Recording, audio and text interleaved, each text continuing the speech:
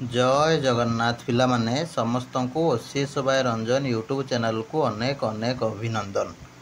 समस्ते SSB lecturer पाई जो माने सब प्रिपरेशन होउचंती निश्चित भाव में आमर आप डाउनलोड करके प्रिपरेशन स्टार्ट करि पारिबे। वर्तमान तुमर 80% ऑफर चली प्रति टेस्ट सीरीज उपरे आपण जॉइन करि पारिबे। ता सहित जो माने भी व्हाट्सएप थ्रो रे भी जॉइन करने को चाहते नंबर व्हाट्सएप करदे 7978405181 ये नंबर व्हाट्सएप करके जॉइन हो पारे टेस्ट सीरीज रे। वर्तमान आम कथा हाँ नुआ नोटिफिकेशन ठीक अच्छे जोटा तुम आगामी दिन मानक एंट्रांस हम तापाई नुआ नोटिफिकेशन केबे आसीबो नेट क्वालिफाई करवा दरकार कि नुह तापर सार 23-24 जो केसटा चलता सी सल्व है कि ना 17 जुलाई रे जोटा फाइनाल हम बोली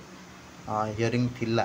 सेटा पुणी परवर्ती शुणाणी केबे अच्छी सब गुड़ाक डिटेल्स आम एठार कथा हाँ कौन रही केस कौन सब अड़ुआ रही सब गुड़ाक आपण मैंने जानवे एवं जो मैंने भी जान तो आपण जहाँ अपडेट रही भी मुझे रखी तो निश्चित भाव में वीडियो को शेष पर्यंत समस्ते देखु था। नमस्कार दोस्तों, इस वीडियो को लाइक करें, हमारे चैनल को सब्सक्राइब करें, इस घंटी के आइकन को दबाएं, ऑल सेलेक्ट करें हमारी सभी वीडियो सबसे पहले देखने के लिए। देखो पिला माने समस्ते होची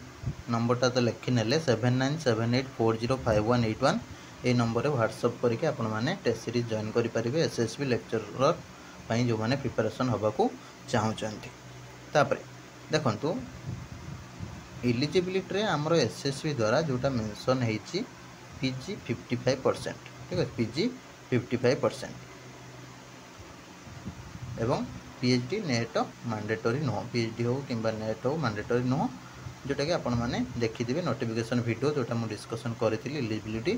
एज लिमिट एगुड़ा सब देखिथे जो मैंने भी देखी ना कमेंट बॉक्स रे रही एलिजिबिलिटी आउ सैलरी एज लिमिट सब गुड़ा देखीदे जानीपारे नॉर्मल एलिजिबिलिटी आम एसएसबी तरफ पीजीटा 55% थी एलिजिबल ठीक है पीएचडी था कि नेट था कि न था किसी फरक रुहे ना। वर्तमान समय केस जो चली ठीक है 23 एडवर्टाइजमेंट भी केस है 24 भी केस है तो 23 जो केसटा है सेटा सल्व होगा कहीं बहुत सारा पिलांकर पोस्टिंग सरी जाइए केवल फिजिक्स पिलांकर बाकी थिला सेठू ऑर्डर आसला कि फिजिक्स पिलांको भी पोस्टिंग दे दिया जाओ दे दिगला सरला 24 केस कौन है ना एडवर्टाइजमेंट तो तुम हो अप्लाई सरी जाइए एडवर्टाइजमेंट आसिक केसटा जो रही कौन है ना से किसी जनकर दाबी रोचे कि यूजीसी गाइडलाइन अनुसार तुम पीजी 55% विथ नेट दाबी रहा जोटा कि केस है कहीं आम एसएसबी कौन करुँची हूँ पीजी 55% एलाउ कर दूसरी अप्लाई यहाँ है केसटा जनरल ठीक अच्छे जानीपे क्या भितर केस जानवे कि जो मैंने यूजीसी नेट क्वालिफाई कर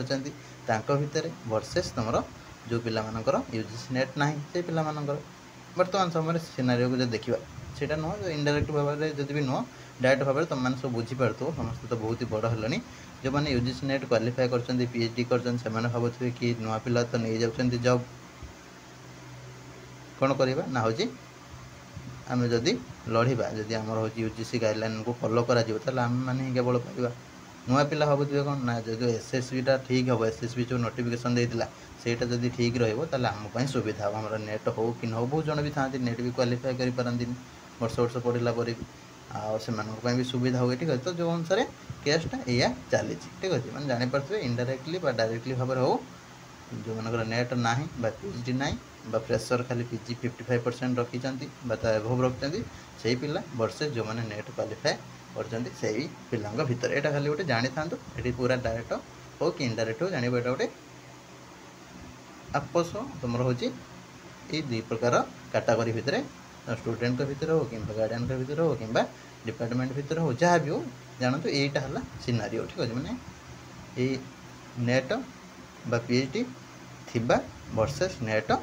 पीएचडी नथिबा एति केवल जानी था। देखो जदि नेट देख क्या कौन सब नेट पीएचडी नेट थी कि पीएचडी थी ताले जदि एलिजिबिलिटी कर दिया जदि यूजीसी गाइडलाइन को मानिक असिस्टेंट प्रोफेसर बा लेक्चर जो इलिजिबिलिटी रोचे प्राय आड़े तो सहीटा जब फॉलो कर जी पिला नेट क्वालिफाई करते पीजी करते से बहुत बेनिफिट हो तापर आमर जब केवल पीजी एसएससी जमी आगुरी कंटिन्यू होकर आसाला पीजी 55% जदि है ताली कौन हम ना हो जो पिला सब केवल पीजी कर नेट क्वालिफाई करूँ पीएचडी करूँ न करूँ से पाइबे तो ये कौन है ना एम सुविधा हो तापर किसी जन भी अच्छा पीजी क्वालिफाई पीजी एंट्रांस माने पीजी मार्क रखिंट कि नेट क्वालिफाई करेंगे किसी जन भी अच्छा जो मैंने नेट क्वालिफाई कर पीएचडी भी कर सारी ठीक अच्छे से भी एसएससी भी क्लीयर करने अड़ुआ हो कहीं कौन टच रोना पर्टिकुलर डिपार्टमेंट रे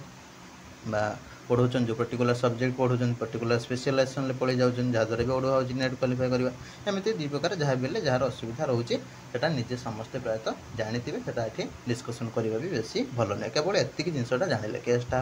है या तो केस जब है तो 24 केसटा जो है आप्लाय सरी पाखापाखि 80,000 पाखापाखि बोधे फॉर्म पड़ी ठीक अच्छे पढ़े तो कौन हम ठीक अच्छे केस तो या रही तो एग्जाम तो हो पारे एग्जाम एलाउ कले अड़ुआ हो कहीं केसटा जेहेतु रही तार जजमेंट न आसवा जाए एग्जाम हो पार तो से अनुसार 17 जुलाई में आपंकर थिला जोटा कि शुणा जाता कि फाइनाल हो 17 जुलाई भी प्लेसमेंट थिलानी ठीक अच्छे जोटा पाखापाखि 14 मिनट 15 मिनट पाखापाखि डिस्कसन आसला जोटा कि किसी भी सॉल्व हो पारा ना डिस्कसन जो हो एक्चुअली कौन हो ना जी भी जज रोचन ठीक अच्छे बेंच रे धर किए जड़े किसी कहले पुणी ता भर आउ कि गोटे पशि जाऊ जहाँद्वारा कौन हो ना सब शुणा केस गला मैंने कोर्ट को जानी डेट पर डेट घड़ी चलो तो ये सेमती हो तो 17 जुलाई भी किसी सल्यूशन मिललानी सेमती जहाँ डिस्कसन हुए नॉर्मली सेमती डिस्कसन है ठीक अच्छे तापर परवर्ती शुणानी आप पाखापाखि 25 अगस्त बोधे रही ठीक अच्छे 17 जुलाईटा 25 अगस्त बोधे परवर्ती शुणानी रही तो ये जो केसटा न मेंटिवा जाए आपनकर न्यू नोटिफिकेशन आसब ना ठीक अच्छे जोटा कि बहुत सारा तुम अप्रूवाल हो रही सैंक्शन हो रही पोस्ट ठीक अच्छे सेटा आपनकर जोटा 2026 पाखापाखि एंट्रांस हम आपण मैंने पढ़ापढ़ी करूँ पढ़ापढ़ी कहीं भी हेला करूँ ना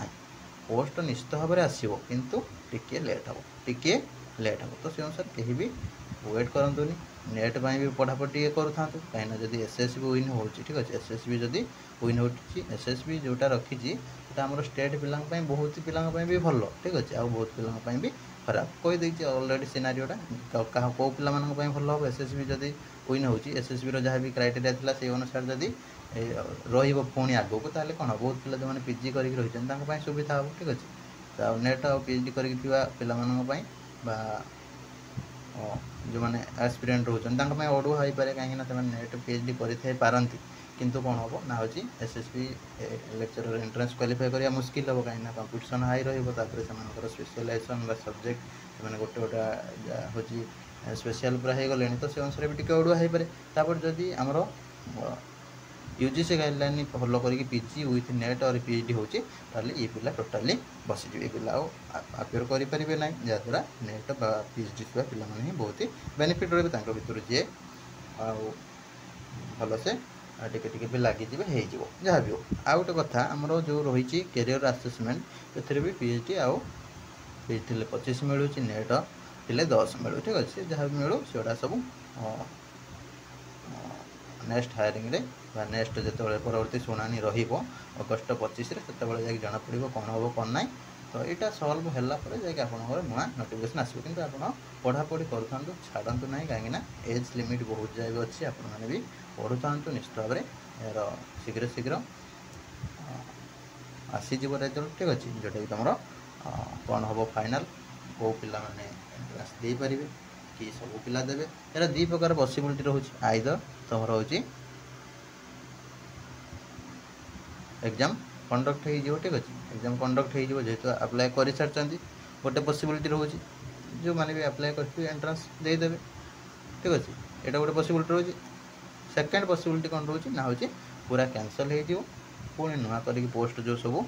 अप्रूवाल हो रही से मिसिकी पुणी नुआ नोटिफिकेशन हो बाहरी आसो से जहाँ भी एलिजिबिलिटी क्राइटेरिया मेंशन रही अनुसार